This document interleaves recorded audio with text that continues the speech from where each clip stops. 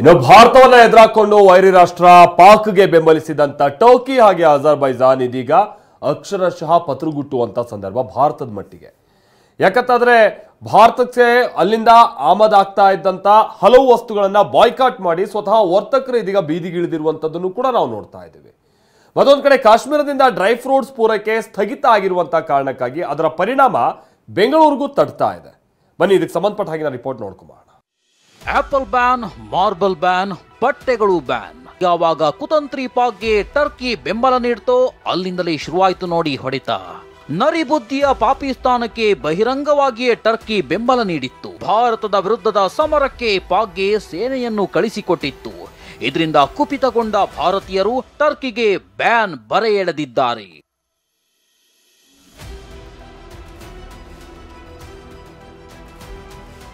ಭಾರತ ಎದುರಾಕಿಕೊಂಡ ಪಾಕ್ ಮಿತ್ರ ರಾಷ್ಟ್ರಗಳಿಗೆ ಸಂಕಷ್ಟ.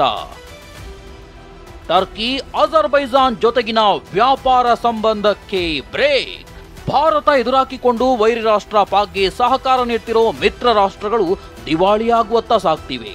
Turkey Azerbaijan ಜೊತೆಗಿನ ವ್ಯಾಪಾರ ಸಂಬಂಧಕ್ಕೆ ವರ್ತಕರು ಬ್ರೇಕ್ ಹಾಕ್ತಿದ್ದಾರೆ. 24 ರಾಜ್ಯಗಳ ಉದ್ಯಮಿಗಳು ಬಾಯ್ಕಾಟ್ ಟರ್ಕಿಗೆ ಬೆಂಬಲಿಸಿವೆ.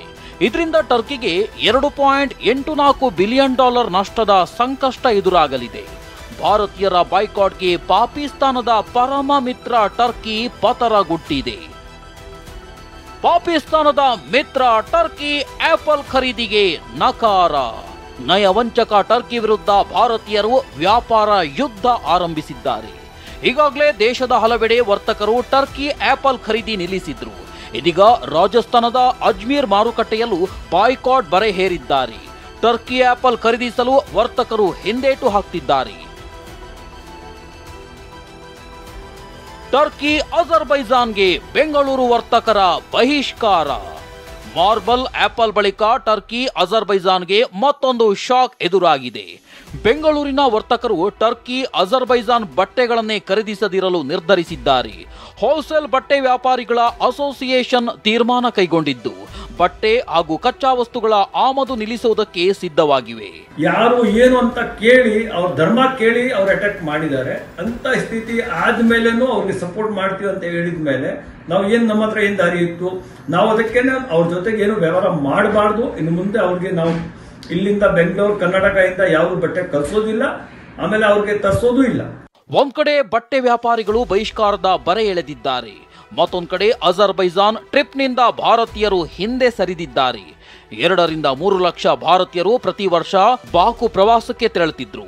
ಬೆಂಗಳೂರಿಂದ ವಾರಕ್ಕೆ 46 ಫ್ಲೈಟ್ ಅಜರ್ಬೈಜಾನ್ಗೆ ಸಂಚರಿಸುತ್ತಿದ್ವು. ಪಹಲ್ಗಾಮ್ ಆದಮೇಲೆ ನಮ್ಮ ಇಂಡಿಯಾ ಎದುರು ಯಾರ್ಯಾರ ಕಂಟ್ರಿ ಹಾಕಿದ್ದಾರೆ, ನಾವು ಇಮ್ಮಿಡಿಯೇಟ್ಲಿ ಒಂದು ರಾಷ್ಟ್ರ ಭಾವನೆಯಿಂದ ಒಂದು ಡಿಸಿಷನ್ ತೊಗೊಂಡಿದ್ದೀವಿ.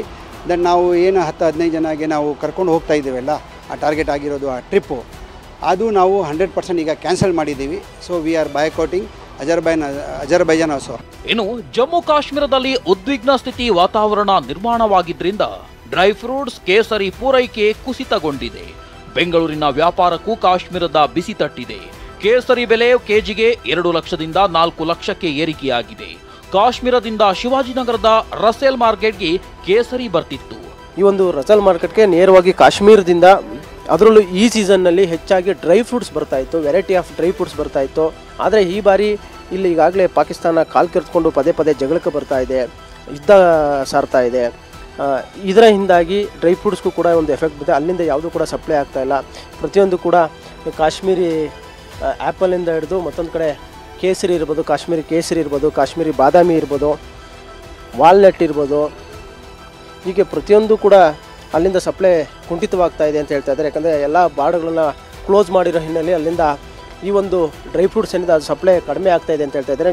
ಒಂದ್ ಕಡೆ ಟರ್ಕಿ ಅಜರ್ಬೈಜಾನ್ಗೆ ಬ್ಯಾನ್ ಬರೆ ಬಿದ್ದಿದೆ. ಮತ್ತೊಂದು ಕಡೆ ಅಫ್ಘಾನಿಸ್ತಾನದ 160 ಟ್ರಕ್ಗಳು ಭಾರತ ಪ್ರವೇಶಿಸಲು ಗ್ರೀನ್ ಸಿಗ್ನಲ್ ಸಿಕ್ಕಿದೆ. ಅಟ್ಟಾರಿ ವಾಘಾ ಗಡಿ ಮೂಲಕ ಡ್ರೈ ಫ್ರೂಟ್ಸ್ ಹೊತ್ತಿರುವ ಅಫ್ಘಾನ್ ಟ್ರಕ್ಗಳು ಭಾರತ ಪ್ರವೇಶಿಸಿವೆ. ಇದೇ ಮೊದಲ ಬಾರಿಗೆ ತಾಲಿಬಾನ್ ಸರ್ಕಾರದ ಜೊತೆ ರಾಜತಾಂತ್ರಿಕ ಮಾತುಕತೆ ನಡೆದಿದೆ. Bureau report, TV9.